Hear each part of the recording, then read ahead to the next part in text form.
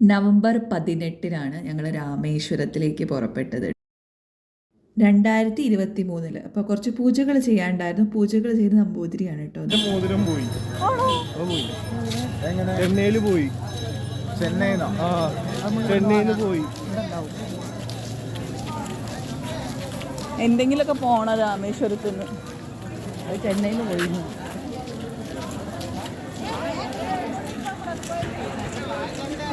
രാമേശ്വരം അറിയാലോ, നല്ല തിരക്കുള്ള ഒരു സ്ഥലം തന്നെയാണ്. അതുകൊണ്ട് അന്ന് നമുക്ക് റൂമൊക്കെ കിട്ടാൻ കുറച്ച് ബുദ്ധിമുട്ട്.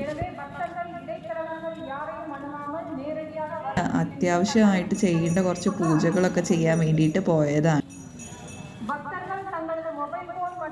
സോ ഇതാണ് രാമേശ്വരം അമ്പലത്തിൻ്റെ ഉള്ളിൽ കേട്ടോ.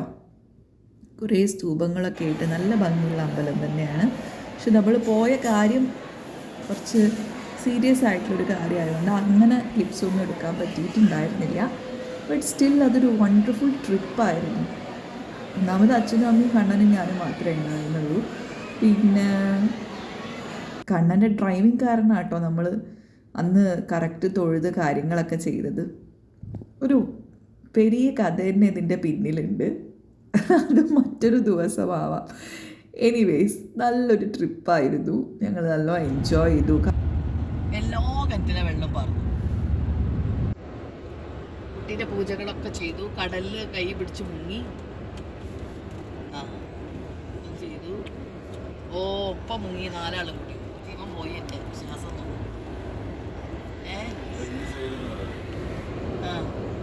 ശിവനുണ്ട്. ശിവനും പ്രതീക്ഷയും, ശിവനും രാമനും സീതയും ലക്ഷ്മണനും ഹനുമാനും എല്ലാം കിട്ടും. പക്ഷെ എന്താ അറിയോ, ഇവിടെ ഒന്നും ഇപ്പോൾ വാങ്ങാൻ നേരം കിട്ടിയില്ല. എല്ലാം കണ്ടു. അമ്മേ ഇവിടെ നമുക്ക് തന്നെ കണ്ടു. അച്ഛൻ പെട്ടെന്ന് ധനുഷ്കോടി പോവാ എന്ന് പറഞ്ഞു. അപ്പോൾ നമ്മൾ ധനുഷ്കോടി പോയി. നമ്മൾ ടാക്സി എടുത്തിട്ടാട്ടോ കോയമ്പത്തൂരിൽ നിന്ന് പുറപ്പെട്ടത്. അതായത് തിരുവല്ലാമലയിൽ നിന്ന് ഇറങ്ങി ഞങ്ങൾ കോയമ്പത്തൂർ ഒന്ന് സ്റ്റക്കായി. ഇലക്ട്രോണിക് വെഹിക്കിളിലാണ് നമ്മൾ ഇറങ്ങിയത്, അതുകൊണ്ട് സ്റ്റക്കായി പോയി. പിന്നെ തിരിച്ച് കോയമ്പത്തൂരിൽ നിന്ന് ഒരു ടാക്സി പിടിച്ച് നമ്മൾ പോവുകയാണ് ചെയ്തത്. ജേണി റീസ്റ്റാർട്ട് ചെയ്യുകയാണ് ചെയ്തത്. സോ കോയമ്പത്തൂരിൽ നിന്ന് രാമേശ്വരം എത്തിയപ്പോൾ ഒരു 3 o'clock ഒക്കെ ആയി. റൂമൊന്നും ബുക്ക് ചെയ്യാതെ ഞങ്ങൾ പോയിട്ടുണ്ടായിരുന്നു. അപ്പോൾ അതിൻ്റേതായിട്ടുള്ള കുറച്ച് ബുദ്ധിമുട്ടുകളൊക്കെ ഉണ്ടായിരുന്നെങ്കിൽ പോലും ട്രിപ്പ് വളരെ ഉഷാറായിരുന്നു. പിന്നെ ഈ ടാക്സി നമ്മുടെ ഒപ്പം ഉള്ളതുകൊണ്ട് നമുക്ക് ധനുഷ്കോടിയൊക്കെ പോയി അവിടെയൊക്കെ കാണാൻ പറ്റി. അല്ലെങ്കിൽ നമ്മൾ ഒരിക്കലും അങ്ങോട്ട് പോവില്ലായിരുന്നു. അത് എന്താ പറയുക, ആ പോകുന്ന ജേണി 2 ഭാഗത്ത് കടലായിരുന്നു. നല്ല രസമുണ്ടായിരുന്നു കാഴ്ചകളൊക്കെ കാണാൻ. പിന്നെ ഇതൊരു ഹിസ്റ്റോറിക്കൽ പ്ലേസ് കൂടിയാണല്ലോ. അപ്പോൾ നമ്മുടെ ഭാരതീയ ഹിസ്റ്ററി പ്രകാരം വളരെ പ്രാധാന്യമുള്ളൊരു പ്ലേസ് കൂടിയാണ്. രാമായണത്തിൻ്റെയൊക്കെ കുറേ കാര്യങ്ങൾ ഇവിടെ കാണുന്നുണ്ട്. ഇവിടെ കുറേ ഹിസ്റ്റോറിക്കായിട്ടുള്ള സംഭവങ്ങളുണ്ട്. ഗൂഗിൾ മാപ്പിൽ ധനുഷ്കോടി കാണാൻ കാണിച്ചെന്നതാണ്. അറ്റത്താണ് കിടക്കുന്നത്. വളരെ ഇൻട്രസ്റ്റിംഗ് ആയിട്ടുള്ളൊരു പ്ലേസാണ്. നമ്മൾ ആ പ്ലേസിൽ നിന്ന് നോക്കിയാൽ തിരിച്ച് മറ്റേ പുറത്ത് കാണുന്നത് ശ്രീലങ്കയാണ്. സോ വളരെ ഭാരതത്തിൻ്റെ ഒരു അറ്റം തന്നെയാണ് ധനുഷ്കോടിയിലെ. സോ വളരെ ഇൻട്രസ്റ്റിംഗ് ആയിട്ടുള്ളൊരു കാഴ്ചയായിട്ടാണ് നമുക്കത് തോന്നിയത്. അവിടെ കുറേ ടൂറിസ്റ്റുകളൊക്കെ ഉണ്ടായിരുന്നു. മനസ്സിലാക്കട്ടെ നമ്മള് രാമർകോവിൽ പൂട്ടിയിട്ടുണ്ടെങ്കിലും പുറത്തു പോയി ഒന്ന് തൊഴുതു പോവല്ലേ. അതെ, നേരെ ഒന്ന് കാണും വേണം.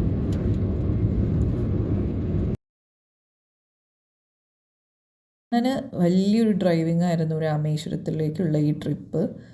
കാരണം നമ്മൾ ഒരു 5 o'clock ആകുമ്പോൾ തിരുവല്ലാമലയിൽ നിന്ന് ഇറങ്ങി. പിന്നെ കോയമ്പത്തൂർ വരെ ഓക്കെ, അവനെല്ലാം ഡ്രൈവ് ചെയ്തിട്ടുണ്ടായിരുന്നു. ബട്ട് അവിടുന്ന് അങ്ങോട്ട് കോയമ്പത്തൂർ മുതൽ രാമേശ്വരം വരെ മിഡ്നൈറ്റ് 2 മണി വരെ കണ്ടിന്യൂസ് ഡ്രൈവിംഗ് ആയിരുന്നു. 3-3:30 നമ്മൾ റൂമൊക്കെ എടുത്തിട്ട് കയറിയപ്പോൾ. കാരണം നമ്മൾ റൂമൊന്നും എടുത്തിട്ടുണ്ടായിരുന്നില്ല. അപ്പോൾ ആ റൂമിലുള്ള തെരച്ചിലൊക്കെ നല്ല രസമായിരുന്നു സത്യം പറയാച്ചാൽ. റൂം കിട്ടുമെന്ന് വിചാരിച്ചില്ല. അവസാനം എങ്ങനെയോ ഒരു റൂം കിട്ടി. ആ റൂമിൻ്റെ അവസ്ഥയൊക്കെ പറയാതിരിക്കുകയാണ് ഭേദം. പക്ഷേ സ്റ്റിൽ നമ്മളുടെ വന്ന ഉദ്ദേശം കാര്യമായിട്ട് നടന്നു. ഇനി അടുത്ത പ്രാവശ്യം ചെല്ലുമ്പോൾ റൂമൊക്കെ ബുക്ക് ചെയ്ത് കുറച്ച് നല്ല രീതിയിൽ പോകണമെന്നുണ്ട്. ഇപ്രാവശ്യം നമ്മൾ ഒരു പ്രത്യേക ഇൻറ്റൻഷനോട് കൂടിയാണ് പോയത്. അപ്പോൾ ആ ഇൻറ്റൻഷൻ നടന്നു, പ്രാർത്ഥിച്ചു. ഇനിയും വരാമെന്ന് പ്രാർത്ഥിച്ചിട്ടാണ് ഞങ്ങൾ തിരിച്ചു പോകുന്നത്. ജനറ്റിക്കാണ്, ഫോട്ടോജനറ്റിക്. അയാൾ അയച്ചു തരും, വെയിറ്റ് ആക്കൂ. അതിന് നമ്മൾ ഇവിടെ നിന്ന് ഉള്ളിയൊക്കെ വണ്ടിയിലൂടെ കയറി പാടിയിട്ടൊന്നും കാര്യമില്ല. അതട്ടോ, അതാ ഇതെന്താണ് ഉണ്ടാക്കി വെച്ചിരുന്നത്? ഇതാ ഇതെന്താ?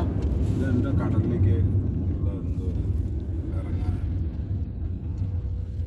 സേതുട്ടനല്ല, തട്ടിയില്ലെങ്കിൽ അത്ഭുതം. 300-400 കിലോ ഉണ്ട്. അയ്യോ, കടല് പാലത്തിന്റെ പേടിക്കണം കുട്ടികളെ. ഇവിടെ മഴ പെയ്താൽ വെള്ളം വരില്ല ചേട്ടാ. ആ വില്ല് നോക്ക്, ഒരു വില്ല് മാതിരി അതാ അവിടെ ഒക്കെ കണ്ണോ ഒരു സാധനം. അത് മരാണ്, വില്ല് മാതിരി. പെട്ടെന്ന് പേടി ചെയ്യണ്ട.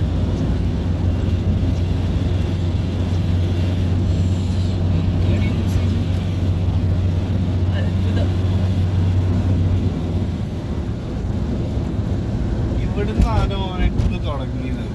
നമ്മളിപ്പോ പോയ റോഡൊക്കെ ശ്രീരാമൻ പണിതതോ.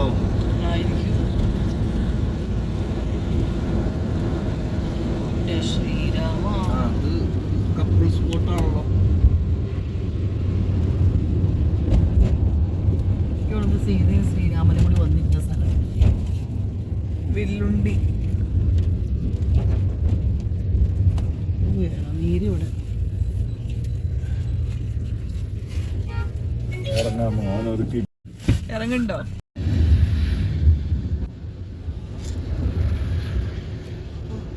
ഓർമ്മയിലുള്ള ഈ യാത്ര എനിക്ക് എല്ലാ ഫോട്ടോസും ഒന്നും എടുക്കാൻ പറ്റിയില്ല. പക്ഷെ ചില കാര്യങ്ങളൊക്കെ മനസ്സിൽ ഓർക്കുമ്പോൾ വേറൊരു രസമാണ് അല്ലേ, നമുക്ക് മെമ്മറി ഒന്നും എവിടെയും കീപ്പ് ചെയ്തിട്ടില്ലെങ്കിലും.